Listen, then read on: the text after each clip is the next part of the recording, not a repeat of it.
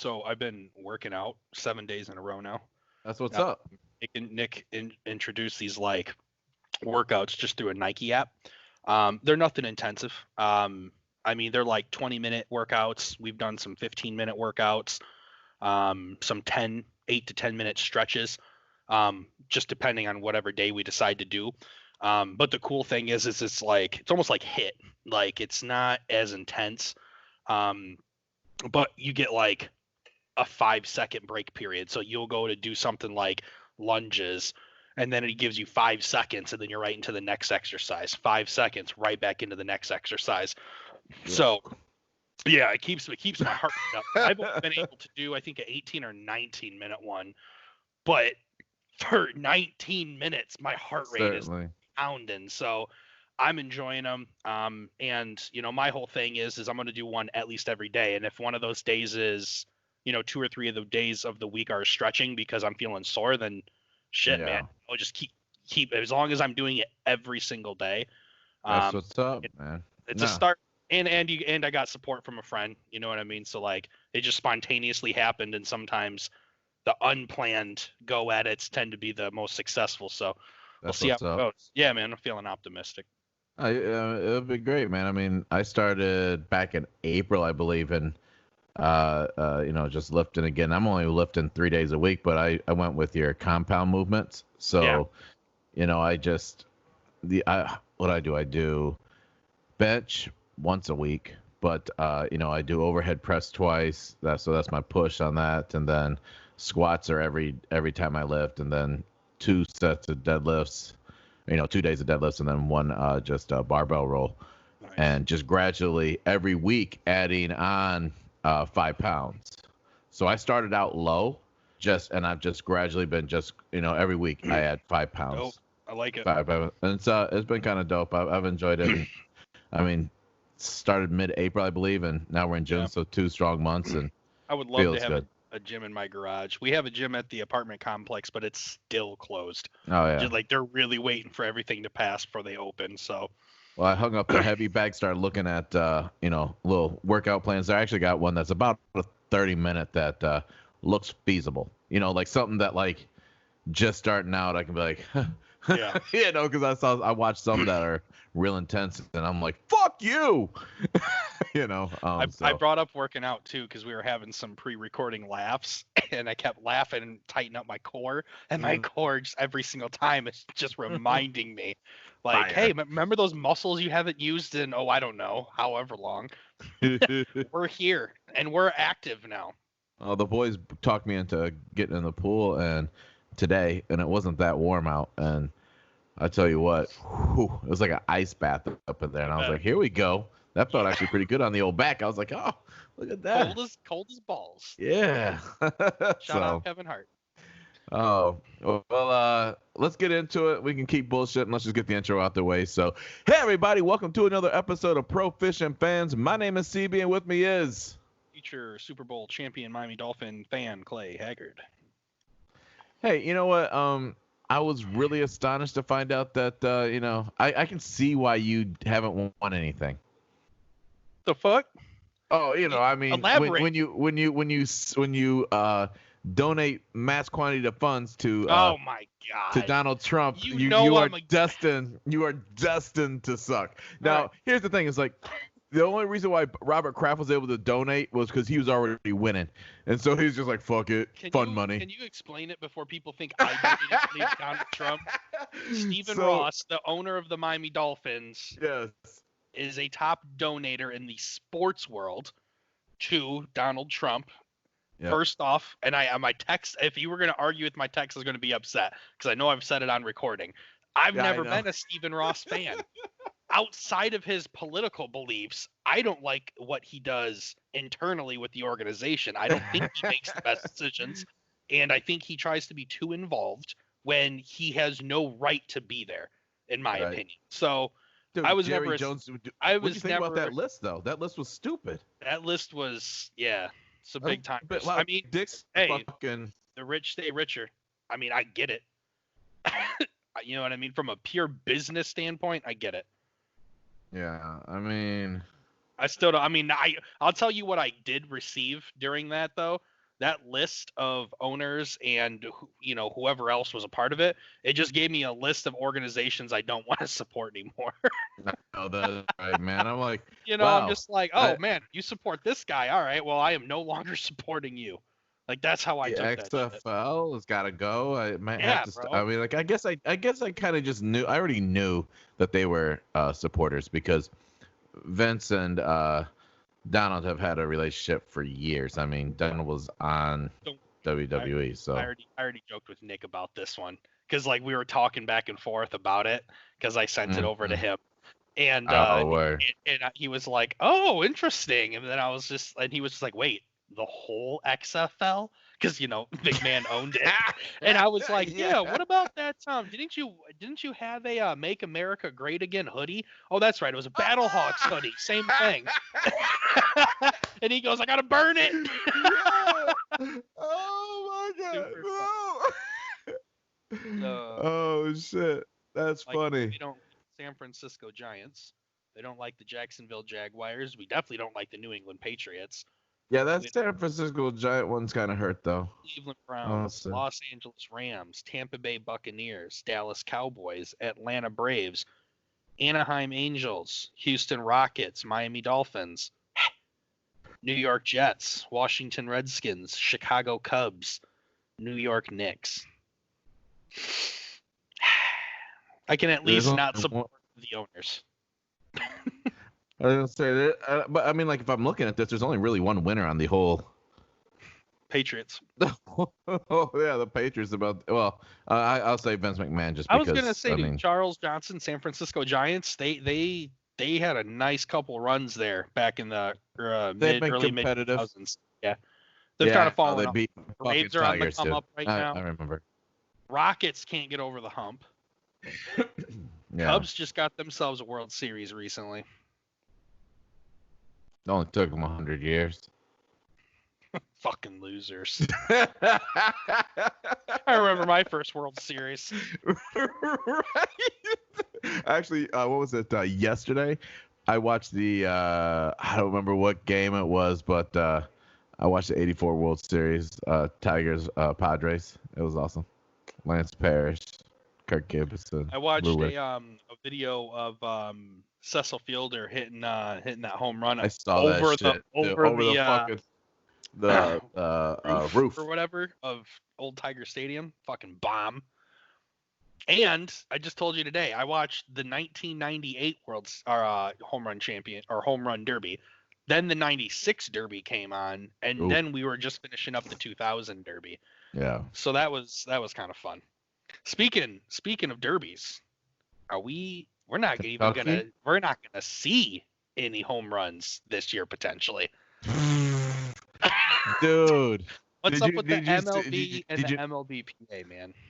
I've been wondering the exact same thing because I thought that them going back to hey, here's our new offer. I thought that was a done fucking deal, man. Like it was just like hey, we amended everything. Let's make a fucking thing. It wasn't terrible. Their most recent was something like 70 to 80% prorated salary, and then it was like 80 something games.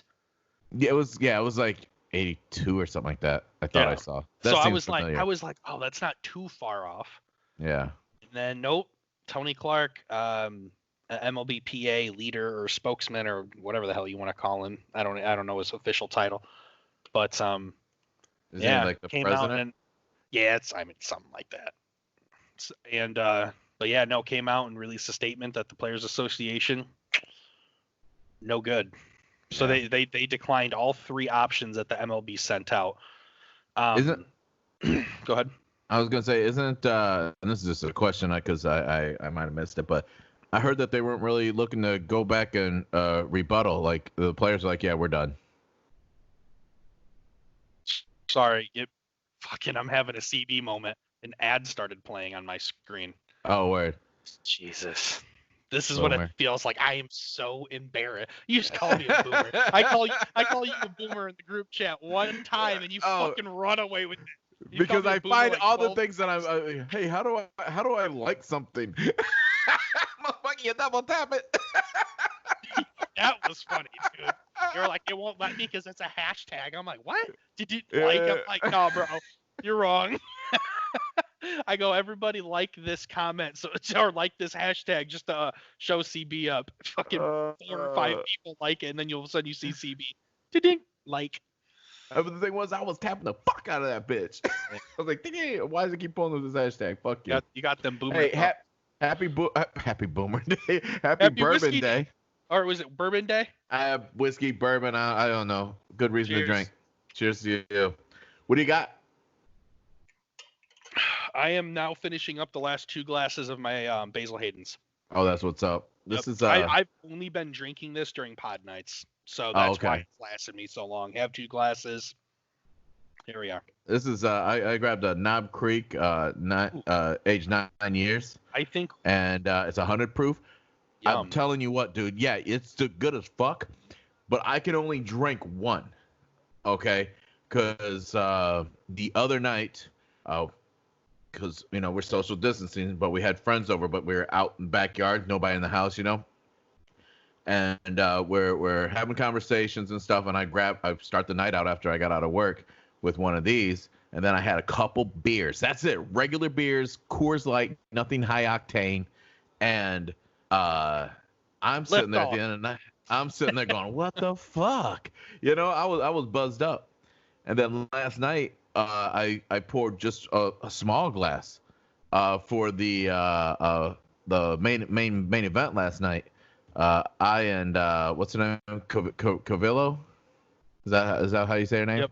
I poured just a small one for that fight, and end of that, I'm like, all right. Boomer. What's going on the internet? So, yeah. So, no, this is good shit, man. Like, I would recommend getting that. It's a 9.8 shares. I may mess with it. If not, I may go back. I've been kind of craving that small barrel or small batch 4 Roses. I was just getting ready to say 4 Roses, man. I have been like wanting that one. I haven't had it since we had it those 2 weeks. So I think that may be my next fucking spot. Funny. I was thinking about 4 Roses because so that was a good pour. Whiskey, yeah, that was a necessary and eruption of baseball alternate path because it's a National Whiskey Day. Got to drink to that. So the third proposal was 72 games, 80% of prorated pay. Okay, I knew it had a 2 in it. Yep. There we go. And then the players decided not to go with that. So here's kind of where I'm at, man. Like, after reading up on a lot more of this stuff, like, I know in the past we have had more of a mindset of why can't the players just come to an agreement, understand they're not going to get paid as much, yada, yada, yada. But the more offers that the MLB kept putting out, the more I realized they just kept putting out basically the same offer, but it was the same offer 3 different times, basically. Yeah. And so I can understand from a player's perspective them feeling a little bit of disrespected. You know, I read a meme and I thought I'm going to read, I know it's funny out of all these articles, but the meme summarized this whole negotiation really well. And it was basically like the MLB goes, all right, let's make a deal. How about, like they said something about like something about a half dozen. Okay. They're like, I don't know. Like, I think I want more than that. They go, all right, well, how about 3 sets of 2? And they're either like, that's the same amount. They're like, you know what?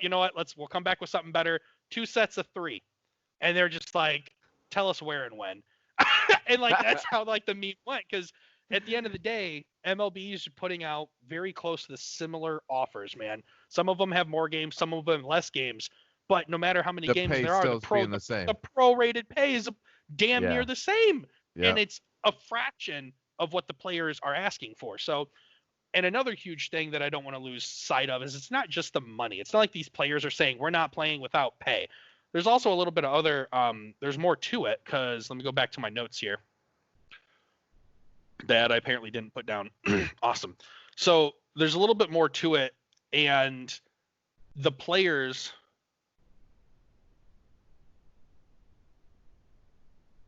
oh damn, I for real didn't put my notes down. Super awkward, man. There was 2 things that I had put down. One of them was pay, the other one, I'm sorry. That kind of ruined. If you have anything to say, go for it, man. I'm gonna try and retrace my thoughts. I thought I did, but Yeah, we were just talking about how the games. I don't know, man. Like, it just doesn't even make sense to me how the MLB can honestly think that they don't have guys that have followed the numbers their entire career. Because if you think about it, there are no sport has more stats than fucking baseball. You know what I'm saying? So I mean, like, they're numbers guys. Baseball players are numbers guys, and they're gonna be like, "Oh, this is easy. This is easy math." Like, they're able to figure these kind of things out, and like they can honestly just see that you're given the same dinner but on a different plate. Mm-hmm. It doesn't even make sense on the MLB. And I know I gave the players a lot of shit throughout, the couple times that we've spoken about this, because I'm like, it doesn't even make fucking sense. Just go out there, play the game. I think the offers were fair. Of course, I'm not the one getting, I'm not the one getting my services paid for by them. So, I don't know. I don't think we're gonna have baseball, man. Yeah, before we get into that, And baseball's never been afraid to fucking not no, play. because there's a couple other things I had for that, but before all this happened, I think I feel like I'm starting to give the players a little bit more credit, and I think one thing that kind of started to sway my position on this was when the owners started coming back with grievances, they started talking about their potential losses, and I know we kind of touched on that. But I remember, and I want to say this was right before the second second offer, they were talking about how now their total was up to a potential $4 billion of lost revenue. I don't know if that's what we talked about a couple episodes ago, but the players basically rebutted and said, like, hey, if this is like these are the numbers you're referring to, can you provide us like documentation showing that this is what the loss would calculate up to? And the owners never provided any of that. So Right. it goes to show that, like, are these owners just being selfish? Are they just trying to make sure that they're taking care of themselves, rather than giving the fans the game? And I get it. So I don't want to sit here and bash them for it, because I could understand how to them it's a business. And if a business isn't making money, then why are you operating? So I guess I could understand that from there, especially if they paid the players what the players are asking for, which is just a 100% prorated salary. Um, so with that being said, I feel like I'm starting to sway towards the players, man. Like, Yep. I understand where they're coming from, and I think something that's happening in the basketball world, which I was going to also bring up a little bit later, players have the right to decide they don't want to play baseball. Even if the MLB brings this back, who's to say that, due to these demands not being met and the unwillingness to have an open negotiation and honest negotiation, who's to say the players aren't just like, screw it, like, let them go through all of the work getting all of this shit set up, and then a fraction, or if not all of them, decide to say, you know what, we changed our mind, we're not going to play. Yeah.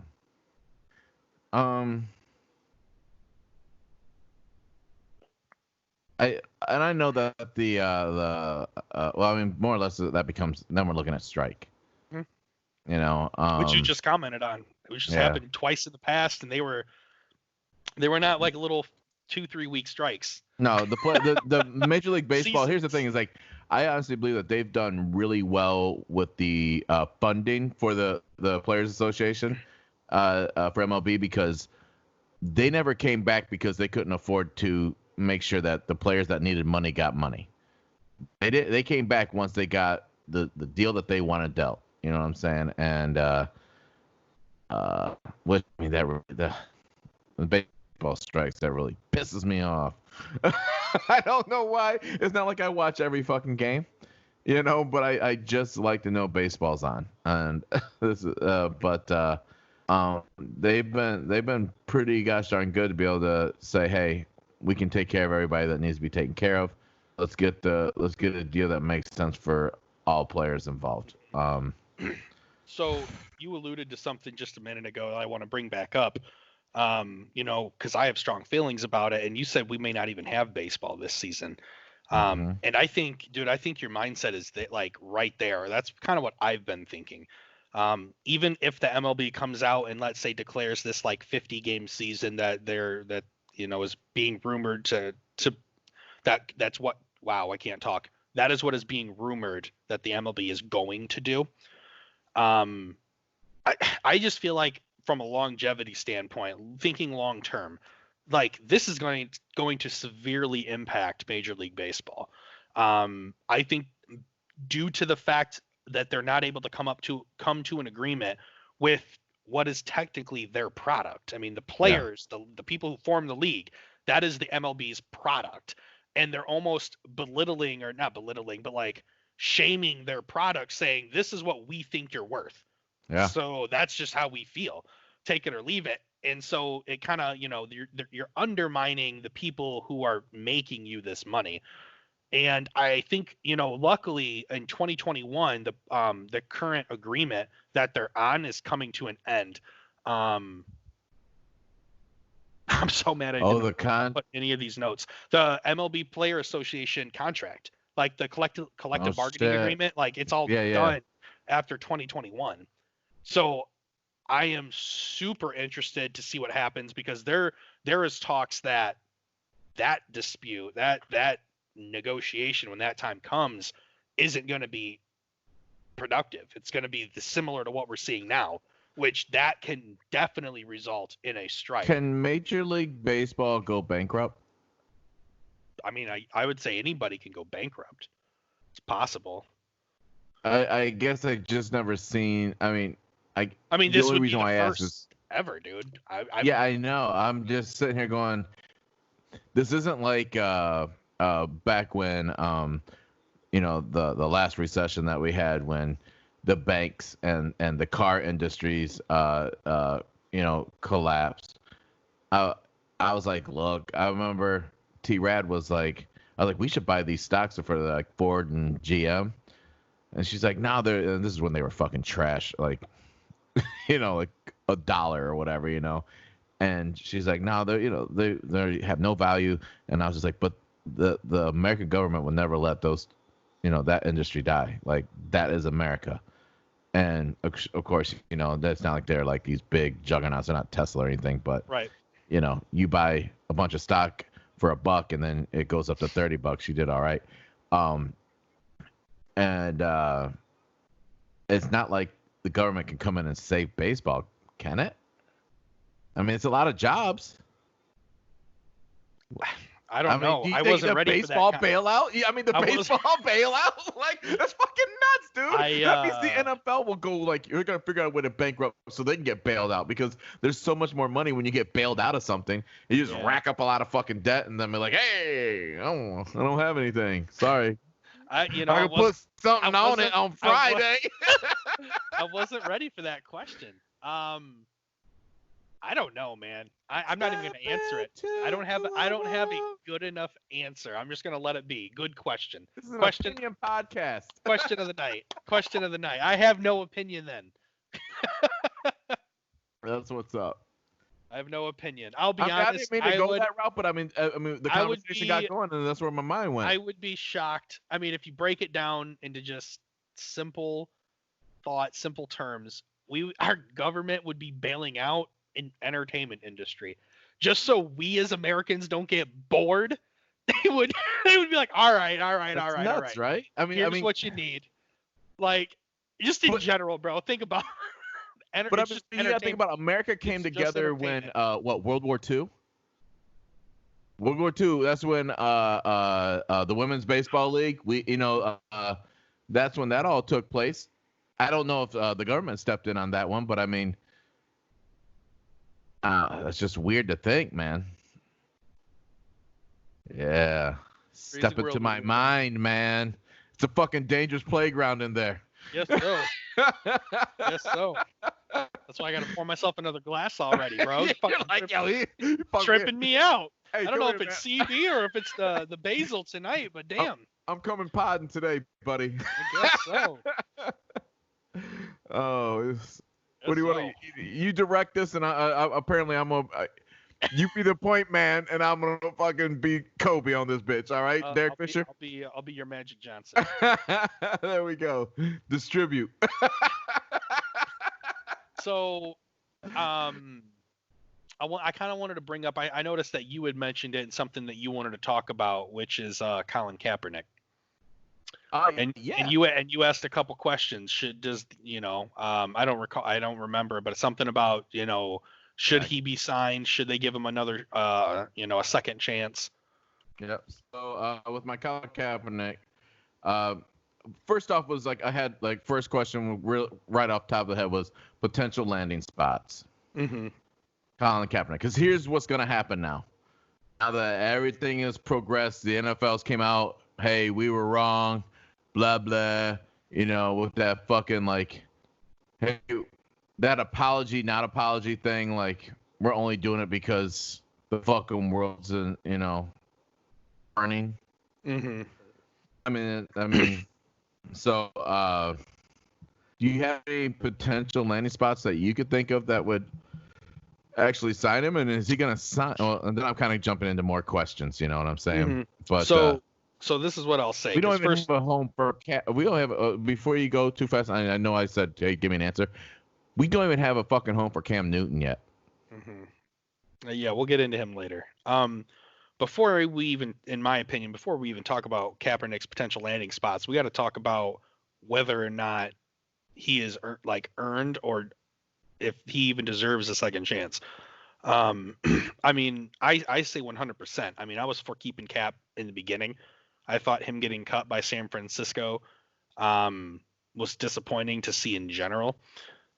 So as far as that goes, Colin Kaepernick earns or deserves a second chance if he's good enough to make a roster. You and I have agreed before that we think he easily can be a second, 100% third string quarterback in the NFL. Like his talent should keep him in the NFL. Almost alone. I could be a fucking third string quarterback. Well, let's not get ahead of ourselves there.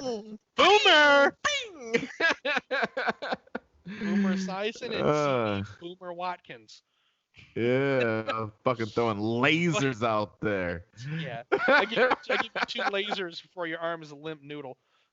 Well, I mean, you see how I went with quarterback position because the fact that I'm not fucking running. I can run as fast as Tom Brady. I know that, but I'm not going to be a running back or a receiver. I'll tell you that. So when it comes down to the NFL, I think they would be pretty damn smart to want to reach out to Colin Kaepernick right now with everything that's going on in the world with supporting social injustice or protest, you know what I mean? With all the protesting going on, this is more than a time than ever to show your stance and support, not only to Colin Kaepernick, who could easily earn a spot on a roster, but to also stand behind those of color, black, brown, and everybody that's protesting and for the reasons they're protesting for. I just feel like that'd be a huge statement. Now, it kind of gets down to is the NFL doing it for good publicity? You know what I mean? Like, do they really want Colin back? And that's kind of a whole nother conversation that can be had. But nonetheless, I would like to see him back in the NFL. I feel like even if you are Roger Goodell, even if you are these owners, if you are going to give him that chance, now is the time to do it. These protests and this movement has almost given it the, I don't want to say a necessity. I don't want to come off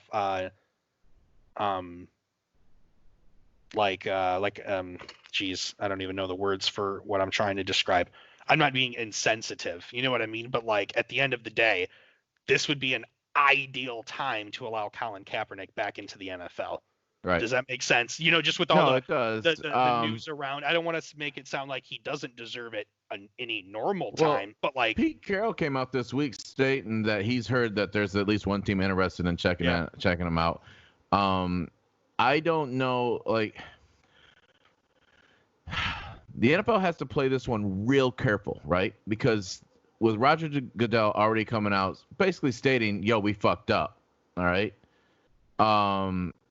They don't want to make it look pandering because they still want to be the shield, right? Right. So what you're saying is basically they have to reach out and say, we want to give you an official pro day. This is your pro day, blah, blah, blah. which you can't do right now because everybody has regulations, which, you know, is starting to get lifted. I know a bunch of places are starting to roll out slowly, but, you know, you still have those regulations. But, or find out what it is that Cap wants and see how you can come to an agreement of how they can allow him to have that chance. Because if not, then it's either he could go out and have one great practice, or I guess if you're Cap, though, do you not want to do one pro day, but you go see all the other teams individually that actually are interested in you? Because then, let's say on that one pro day, you have a shitty day. That shitty day could have been used at one other camp, but then you go to another place and you have a fantastic camp. Mm-hmm. So that one's a tough one. I guess I kind of started to say that you need to have a pro day for him, but then if you're Cap, do you really want that pro day, or would you rather just, hey, I'd like the opportunity to go try out for some teams, and I'd like some teams to reach out to me so I could actually go and try out. It allows you to talk to their front office a little bit more too, and like get a feel for the organization. How do you feel about me kneeling? I am going to continue to kneel. How will this impact my time with your team? Like, you're going to have to just ask those questions. The front office isn't going to give no fucks because J.J. Watt's going to be fucking kneeling. Yeah. No. And I was just talking about transparency and open communication. Just being able to have a legit because if you're there, the team already knows what else is coming in other than Colin Kaepernick. Certainly. You know what I mean? Like, that's a lot of media attention. That's a lot of there's a lot that goes into that. So I'm just saying, doing it the way you're recommending is the best way to get to know them more personally, rather than talking to the, doing a pro day, doing all that bullshit, recruits. So but the NFL has to play that very, smart. I mean, hey, let's get a handful of teams that could honestly, but I mean, do teams really feel that they could use Colin Kaepernick? I don't know. I mean, Pete Carroll saying, "Oh, I wish we could have signed him." Why would you wish you could have signed him? You have fucking Russell Wilson, who doesn't get hurt. Mm-hmm. You know what I'm saying? Like, Russell Wilson. I mean, like, what good is signing Colin Kaepernick except for now he's just going to be a symbol on the sideline? Colin Kaepernick doesn't want to be a symbol. He wants to be a football player. Mm-hmm. And I know I questioned that last year when he didn't go to the pro day that was set up. I have no problem admitting to what I've spoken to about Colin Kaepernick as it pertains to wanting to play the game of football. I thought that he sabotaged himself last time. That's my opinion. It might be right, it might be wrong. We'll never know because the fact that bless you. We'll never know because the fact that well, I guess we do know. He didn't get picked up last year. Right. So my opinion at that point in time was right. My opinion now is I still believe he deserves a tryout with people. And I don't think that, him not getting able to, somebody would have to ask him to a training camp at least. That's what always blew my mind is nobody said, "Hey, we'd like you to come to training camp." Right. I'm sorry. The Cincinnati Bengals never said, "Hey, maybe we should invite Colin Kaepernick to a training camp." Like that never made sense to me. I'm looking forward to seeing what happens. But I don't know if I'm Colin Kaepernick if I want to come back under these terms either. Mm-hmm. Because now it's not necessarily you're asking me back because of my skill. Right. It's only because the fact that I'm getting brought back because of everything that I was talking about, was that 6 years ago, 4 years ago, 5 years ago, when he started kneeling. Everything that I was talking about now is once again at the forefront of everybody's mind. Mm-hmm. And the only reason why you want to include me back into the club is because, you feel bad. Yeah. You feel like I was wronged. Yeah. You wronged me. You wronged me. You know what I mean? Like, it's not. Yeah. I don't know. Like, that wasn't there wasn't a real apology to Colin Kaepernick. Yeah. And I think the NFL has to come out publicly and only about Colin Kaepernick apologize. Yeah, you can. It's crazy because if you go back and listen to the interviews that he took and things like that, back when he first started kneeling, it's the exact same things that are being preached right now. Yeah. Like you could put a clip in of Colin Kaepernick right now in a press conference, and to somebody who isn't Same following thing that we're news, talking about they today. wouldn't even know that it was, you know what I mean, 4 years ago, So 5 years ago. I'm working from home right now, taking calls and all that stuff. And I had somebody call in, and they made mention of, kneeling on the phone call. I don't know how. Like I didn't bring it up. They couldn't see that I'm a sports fan. I couldn't tell if they were a sports fan. They just brought it up, and I'm sitting there and I'm talking, and I'm like, all right, cool. And I'm not trying not to engage. I'm working, professional. Yeah, right. And I sat there and I go, hey, just so you know, I'm like, he got that idea from a Navy SEAL, and I believe the gentleman's a Navy SEAL. He's either that or a fucking Green Beret, But I believe he was a Navy SEAL. And I was like, he actually sat down and on the bleacher on the bench, and nobody said anything, except for that Marine saw him, or the Navy SEAL saw him and found a way to be able to talk to him and said, hey. They had a conversation, and he said, hey, kneel and be more appropriate. I was like, so he took what, that way he wasn't being disrespectful to the flag. I was like, he took the advice from a person that served in the military to do that. Well, I never heard that story. Well, it's not really a story. It's what really happened. Mm-hmm. I was like, this isn't like he said, she said. I'm like, these are people that were involved in this conversation saying publicly, this is how this happened. And, and then he went off into another conversation I want to talk about because it's about race and everything as well. Not trying to make this all a race podcast, but I mean, it kind of is. He went off in another direction, and we at that point he kind of realized that we weren't going to see eye to eye on shit. But he was Nate Boyer, retired Army Green Beret. Green Beret. Okay, I was gonna say I knew it was something fucking badass. Basically, somebody that can rip my fucking rib out and kill me with it. So,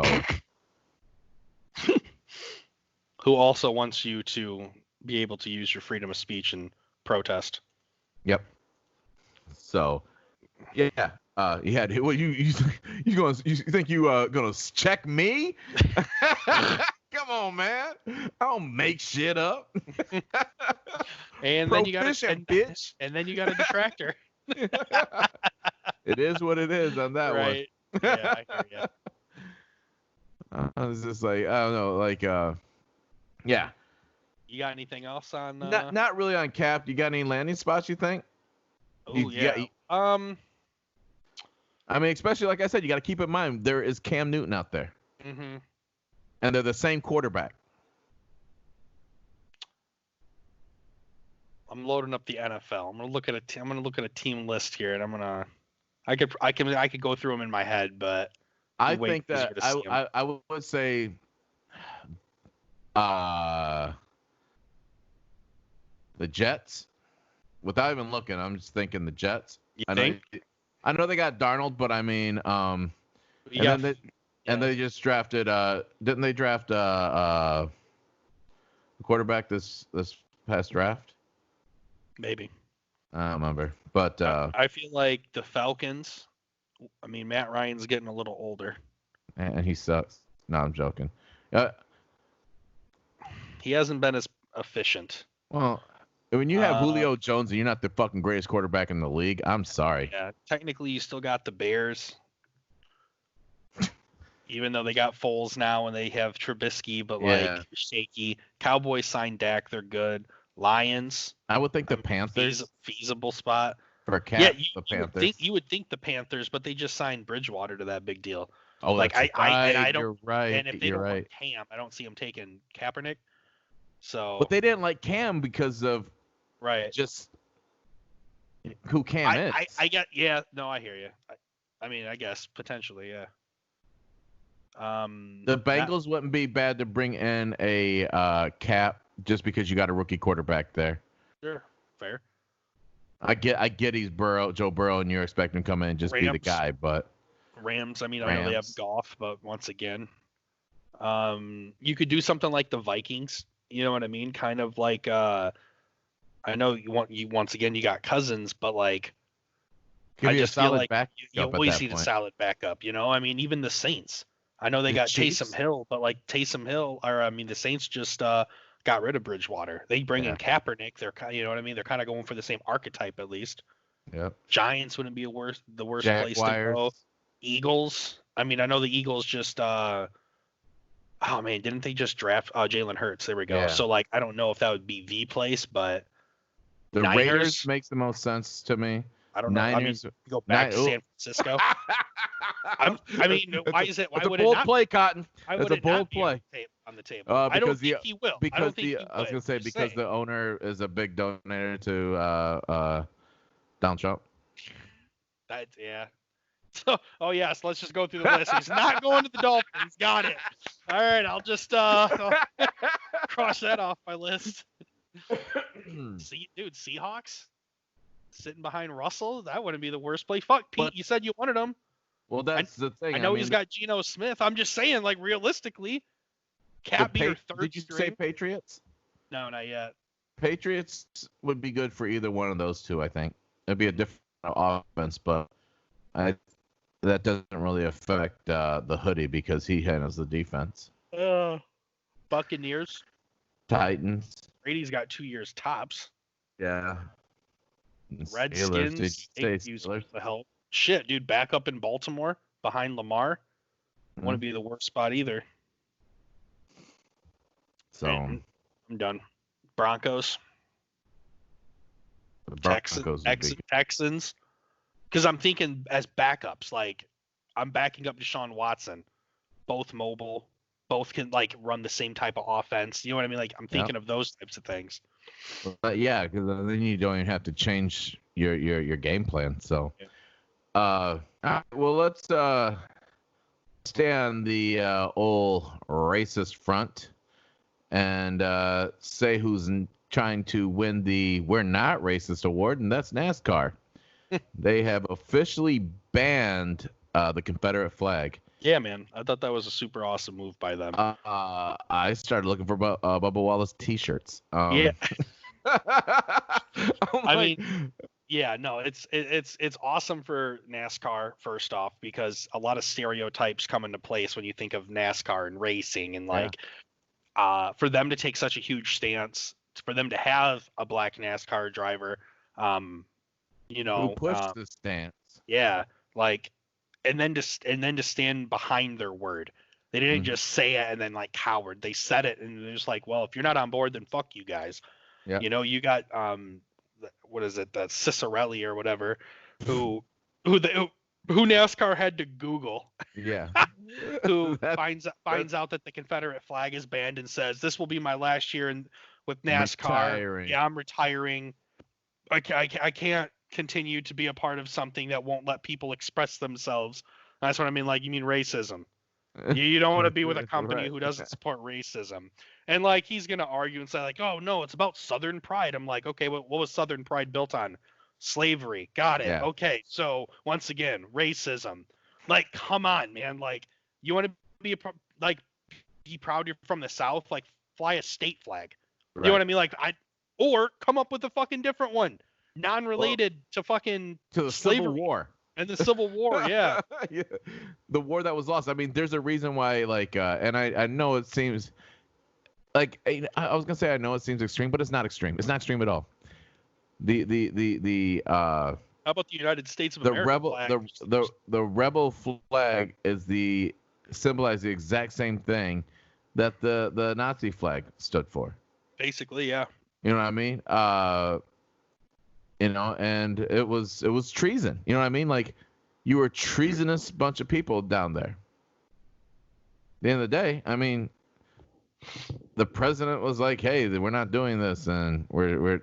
And the thing is President Lincoln wasn't even trying to abolish slavery. He was just trying to say you can't spread it to the new states. And then they tried to pull out their dicks and say we're big, and President Lincoln said, "Look at mine. Mine's bigger. I'm 6'8", bitch." Put it on the table. So, so yeah. Put it on the table.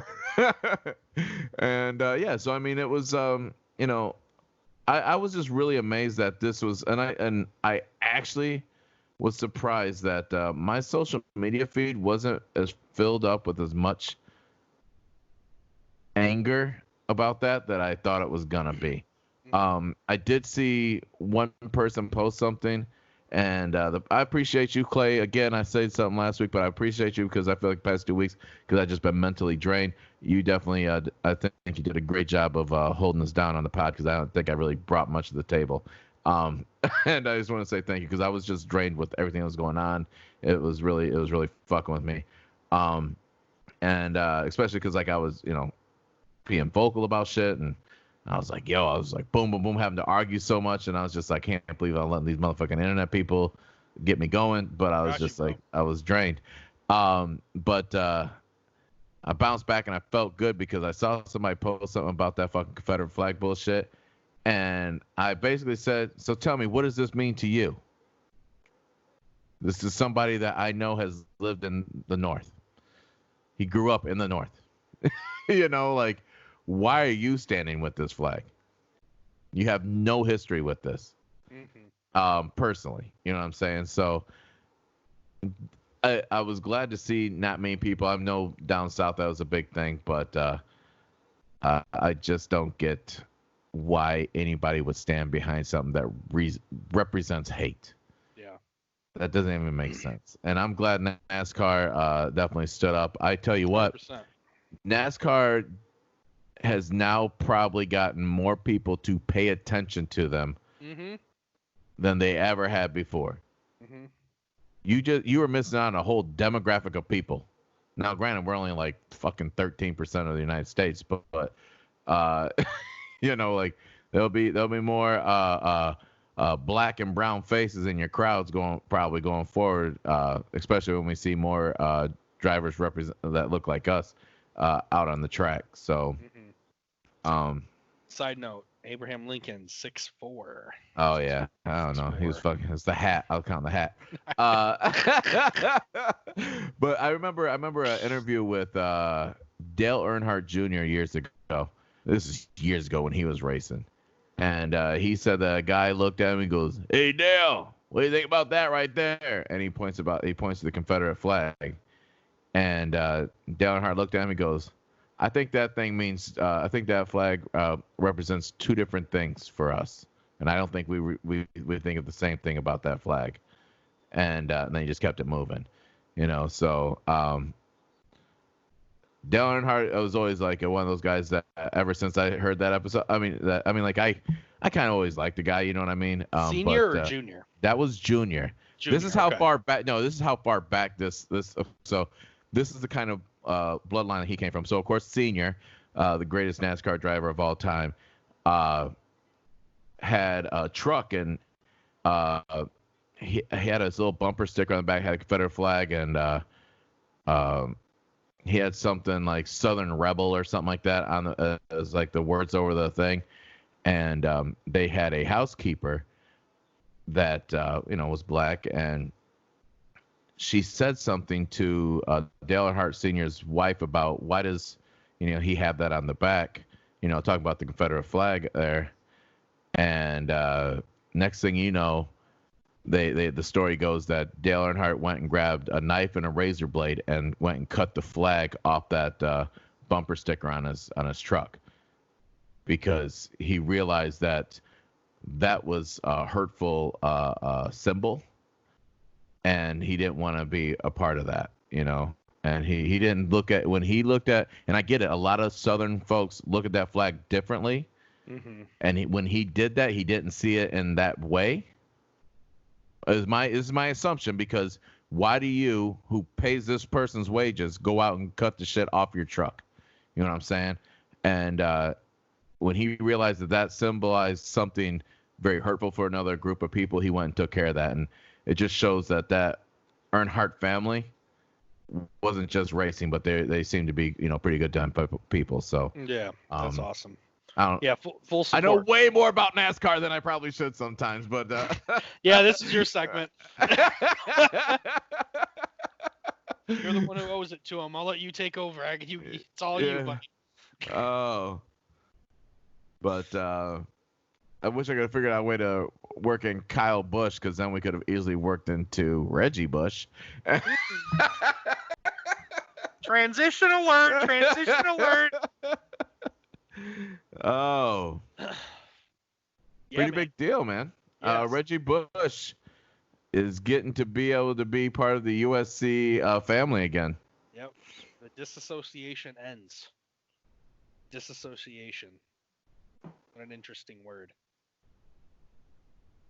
And at the end of the day, it's like, what does it all mean? It just, for the most part, from what I kind of gathered out of it, it just puts his records back in and all that other good stuff, doesn't it? So, I mean, first off, for those The records that he already earned. Yeah, for those of you who didn't follow sports back in the what would this have been, 2004? When did Reggie Bush? When was he there? 2004, right? Right around 2004. I think that was. That sounds about right. Yeah. So, anyways, Reggie Bush was basically How about I'll just read this. 2005. Yeah, his rookie year was 2006. So okay. So Reggie Bush got caught up in some allegations about I don't remember the exact things, but it was along of being incentivized while he played at USC and received gifts and money and a whole bunch of stuff like that. Does that sound about right, CB? Yeah. Yep. Yeah, and so due to that, USC, along with Reggie Bush, was punished. So the USC received a 2-year postseason ban. 14 of their victories, which included their 2004 BCS national championship, was all vacated. They took 30 scholarships away from the university, and they stripped Reggie Bush of his Heisman Trophy because of everything he got caught up in. And basically, I put a little paragraph here that I'm going to read off because I didn't fully understand when he is, or how his disassociation is now ending at USC. So basically, the timing comes as a result of an NCAA Committee of Infractions rule adopted in 2017. That limits any mandated disassociation between an individual and a school to 10 years. Once the 10-year period is over, according to the COI procedures, the NCAA will no longer monitor or enforce the disassociation and will give schools the freedom to decide how to proceed, whether that's to extend the disassociation or end it. So, in this situation, USC ended the disassociation with Reggie Bush, which essentially, man, gives him that crown back, his records were still in school programs. Yeah. They just had asterisks next to them. So now those asterisks can be taken away. The USC is basically giving Reggie all of his accolades back. I don't know. I didn't read what they were going to do about the 14 vacated victories. I believe that they were going to get that back. So like Reggie's supposed to get his Heisman Trophy back, which they're going to now show next to O.J. Simpson's. I would assume they would get their national championship trophy back. If I was him, I'd move OJ's out to fucking put that in the basement. I'm good, Orenthal. And even though I have my own opinions on it, I'm still going to ask you. One, so USC lifts this ban or disassociation. If you're Reggie Bush, is that something you flock back into their arms, or do you feel some type of way about what they did and how they treated it? And are you kind of holding a grudge? I think that if I'm Reggie Bush, I'm hoping that I have the knowledge of. I'm hoping that I'm smart enough to realize that they only played the cards that they were dealt. You know what I'm saying? The NCAA came through and just did all this stuff, and they're just like, well, we want to continue to be able to play for national championships. I mean, Now, keep in mind, those national championship years were when Pete Carroll was there, and Pete Carroll ran his fucking collegiate teams like an NFL program already. So, that's just how special he was. But and then up and left as soon as all this went down. Yeah. He's like, okay, well, see you guys later. Lundell White was the backup running back, dude. Those two were like beast. Yeah. But I think that I think that he does. I think that if I was him, I'd be like, the minimum was 10 years, and you let me right back in 10 years. That was the minimum. All right, you know what? Yeah, I'm coming back because I loved my time at USC. I would have to imagine he did. And he got paid. Why wouldn't he? Well, I mean, he got paid. He got, what was he, number 1 draft pick, number 2, after fucking breaking his hip? I don't think so, actually. No, I he think was. He fell. I'll look it up. Yeah, but I mean, at the same time, he was found guilty of all this. Like, that's the thing. He wasn't innocent. It wasn't like it was a charge that got dropped and then USC was embarrassed. Number 2 pick. Like, number 2? Okay. Yeah. It wasn't, and it wasn't. Young was number 1. It wasn't like that makes sense. It wasn't like they, just decided, oh, well, we don't want to be associated with you. Like, Reggie got caught. Like, what are they supposed to do, So I think they handled it fine, and I think Reggie should go back, man, like 100%. I think USC loves Reggie Bush. I think Reggie Bush loves USC.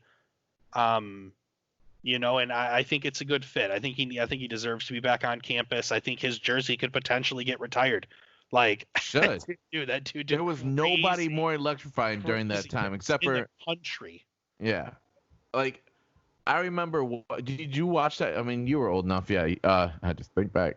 I didn't really follow them, but I distinctly remember. You remember that game against the USC Texas game? Texas. I mean, I just rewatched it. What was it? Like a month ago? It was. Remember we talked about a fucking great game, man. Yeah, I didn't watch it live. I know I did. Oh yeah, I watched that shit live, and I'm like, woo! So I don't know what I would have been. Shit, I would have been a freshman in high school, so I wasn't driving. Right. Or if I was like with friends or something. So who knows? I was drinking. I just don't remember watching it, or it was on, but it wasn't like. Right. I was doing something. You know what I mean? Yeah. So, but I mean, I'm also 14 years old. Yeah.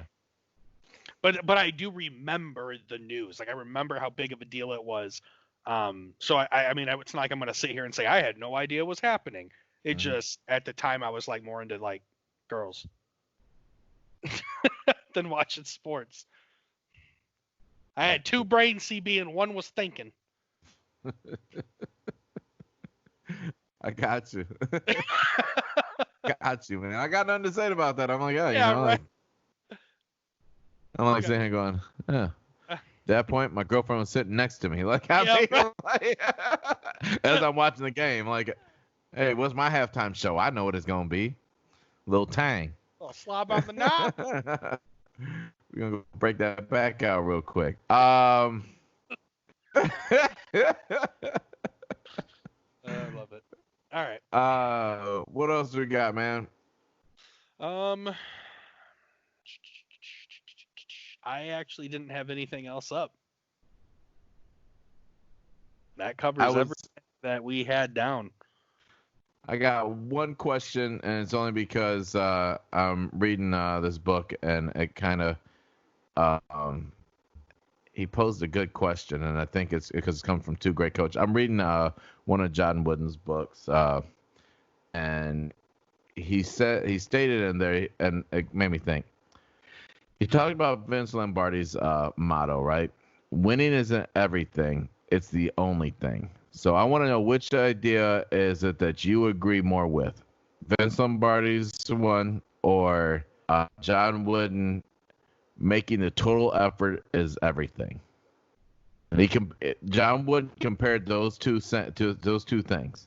So if you haven't ever read, like I'm only halfway through this book, but from what I've gathered, it's and I'll look it up as exactly which one it is. And I was just like, John Wooden, let me have it. But the whole thing is it's Wooden, a lifetime of A lifetime of what? I'm sorry, folks. A lifetime of observation and reflection on and off the court. And it's just basically this like this whole book is just like I feel like his mantra of life. Be good, be great, give it 100%, or well, guess what? 100% is perfect, and you'll never be perfect. You know what I mean? So you work as hard to be perfect, and if you give everything that you can, then it will come into not just a victory, but you can walk away saying, "Hey, I did everything I could do. That other person just happened to be better, whatever." Which motto would you get behind more? The winning isn't everything; it's the only thing, uh, or John Wooden basically saying, give it your all. Now, keep in mind, these are. I only bring this up because I thought it was and the reason. Let me explain why I thought it was a good question.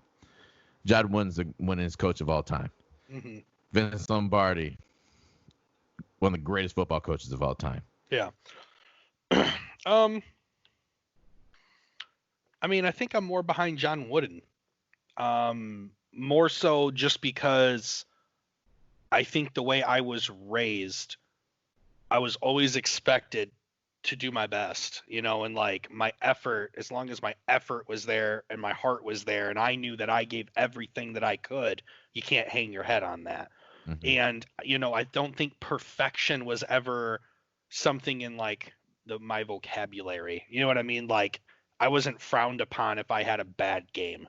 Like I had a very supportive family growing up through athletics, and I had some pretty decent coaches. I mean, my dad was my coach for, my whole life in baseball, at least up until actually in football, up until high school, just about, man. So, it's not like I had like parents who knew nothing about sports. I mean, my dad coached me in most of them, but I think at the end of the day, I still feel that same way. I feel like LeBron kind of has that mentality, and I don't find it ironic that he's somebody I admire and somebody I look up to as an athlete. So I think if I had to go, I'm not saying Lombardi's wrong by any means. I just don't feel like an expectation can be. I just feel like people are human. Like nobody's perfect in the athletic world, even though there are some individuals who get damn near close. And I just would have a tough time at let's use a Floyd Mayweather, for example, perfect career. Let's just say he had lost one of his last fights to Pacquiao on a whim. Like, I can't sit here and be like, oh, well, you fucking suck. Like, you went out there, bro. You boxed arguably the second best boxer of all time, Mm-hmm. Ranked up there. Like, did you give it your all, or did you pussy out and did you have a shitty training camp? No, I worked my ass off every second of every day. One of the greatest got you. Shit happens. Like that would be my mentality to that. So, now if you can't prove yourself and like you're like fucking 6 and 7 and then you're bitching, then well, you kind of had that coming. But well, the thing is, you like need to try harder. John Wooden's saying, like, I mean, like one of the things is like you're never complaining though. You know what I mean? Like, because you can't complain if you know you did your best. You know what I mean? If you know you did your best and you get beat, and only you can tell you if you did your best, right? So if you know 100% you did your best and you get beat, you're not going to make an excuse. You're just not. You're just, I mean, like, there's never in the history of. Humble is the word. A lot of people don't have that. The humble. Oh, yeah. The humble Yeah. I mean, but, yeah, that's exactly it. But, that's why I was just like, I agree. And maybe it's because I'm reading the book. I don't know. But I was just like, damn. I was just like, because I am let's win. And it kind of really is just like, if I prepare the best I can prepare, and I know that I've given everything when it came time for the going up to the match, and I lose in that match, and I gave everything in that, then guess what? That was just a better team, better man that game. So, I don't know. It's been a fun read. It's an easy read. Like, if I just made more time, I would have been done with it probably before this weekend actually happened, because I mean it's only 200 pages, man. Like it's a quick read, but I just don't ever find the time to read. So sure. Not really much. I did want to. I mean, like, I don't want to spend a lot of time on this because we're not a offshoot of UFC, but I was very upset with the amount of people that missed weight last night. Yeah, man, that was crazy. I actually didn't realize it until you pointed it out. I rooted against every person that. Well, I remember 2 that missed weight, and I rooted against them, and my kids are like, "Why are you rooting against them?" I'm like, they're not professionals. Yeah, we talked about that once before, and especially, and I'll just point her out, like Jessica I. She was the main event against Cynthia Calvillo, and she comes in. She technically, it says she weighed in a quarter of a pound heavy, but she did some kind of towel holding technique. I don't know what, because I heard Calvillo talking about it in an interview, and the coach called them the day of and said, we've weighed Jessica in. She's coming in 3 to 3.5 pounds over. We're letting you know now ahead of time. And then she weighed in a quarter of a pound at the weigh-in later that morning. Not day, like later that morning, like an hour or 2 after. So, like, I mean, dude, come the fuck on. You're the number 1 contender. Why are you 3.5 pounds overweight?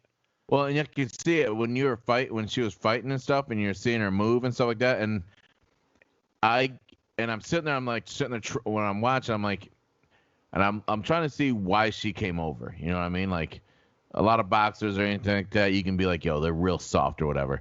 And I'm like, well, I looked at her midsection and it looked a little pouchy, and I'm just like, maybe that's not fair. She's a female, and I don't know the female body. There's a lot of different sciences that go on with females that I don't get, but I was just like, you still shouldn't be over fucking weight, especially at a time like this when you can get the call from Dana at any point in time. And Dana even said something about that in an interview. He's just like, look, when I got fights going, I told all the fighters, be ready. All right, it's your job to be fucking ready, especially in a time when they're trying to put on shows. And but the thing is she had a problem against how do you say her name, Shevchenko, the champion. She lost to the Valentina, champion. Yeah. Shevchenko. Shevchenko, thank you. She had a problem with making weight that fucking fight. Bitch, move the fuck up. She's got a gym in her garage too.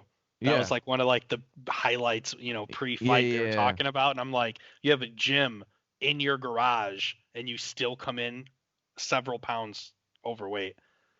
Dude, it's just disappointing. It's unprofessional.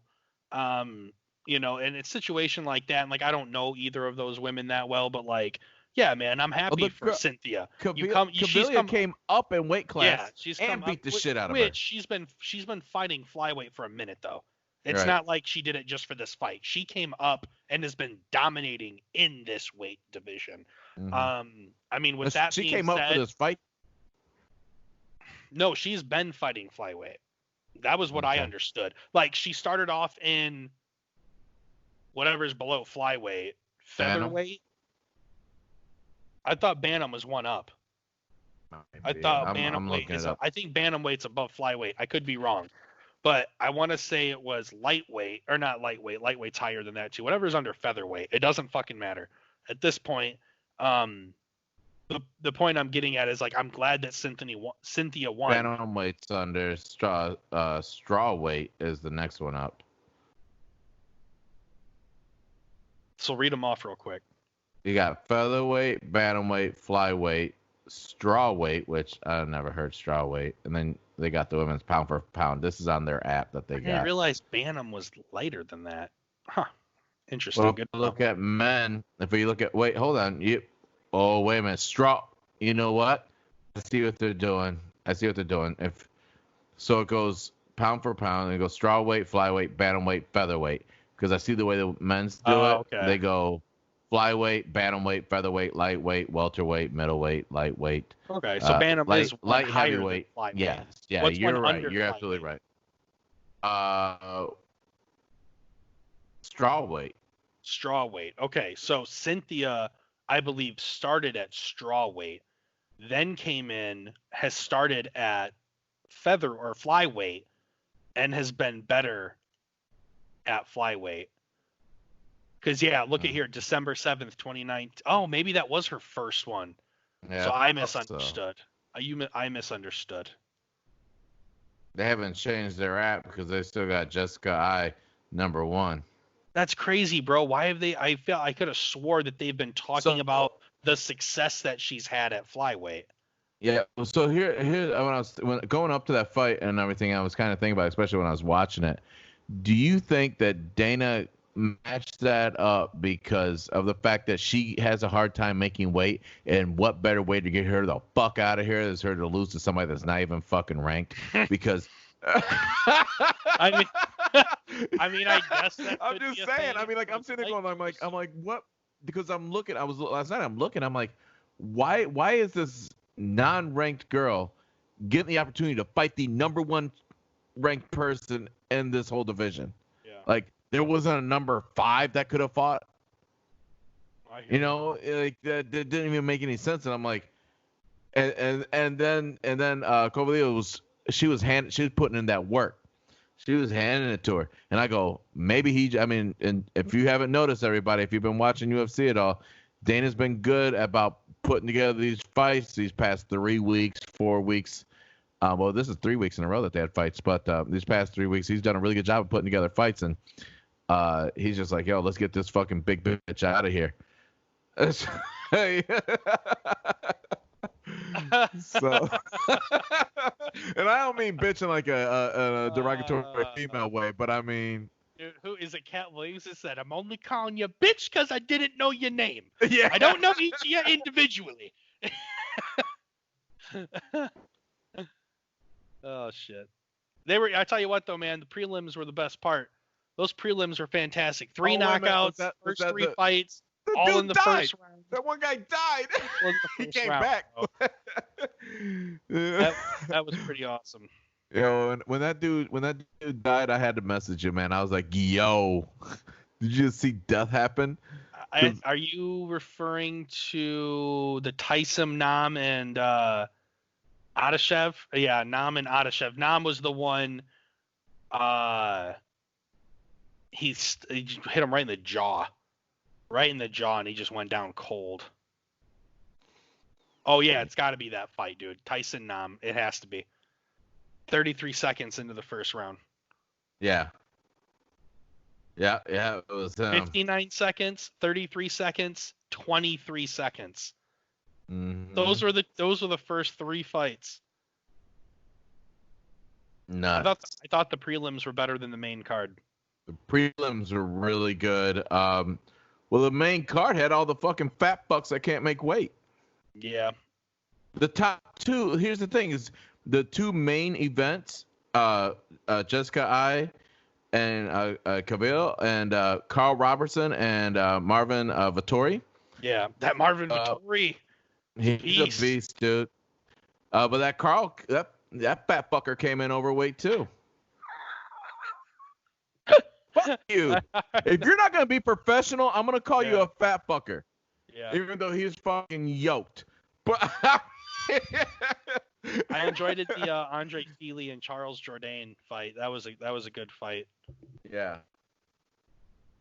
I'm excited for next weekend too. Yeah. What's up Next with man? weekend, They got a fucking.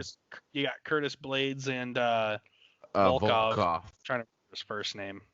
It'll probably Alexander Volkov. That'll be a super awesome fight to see. Curtis Blades, Michigander, Chris Sparrow. Yeah. Chris Sparrow's buddies with him. So I got Curtis. They went to school together, I think. Oh, that's what's up. Something like that. I was just gonna root for him because he's black. Yes. That's big fucking prelim card. Did you see the prelim card? Yeah, dude, ton. 1, 2, 3, And 4, 5, 6, 7 fucking fights. When's this shit start? 6. 5 p.m. 5? Eastern. All right.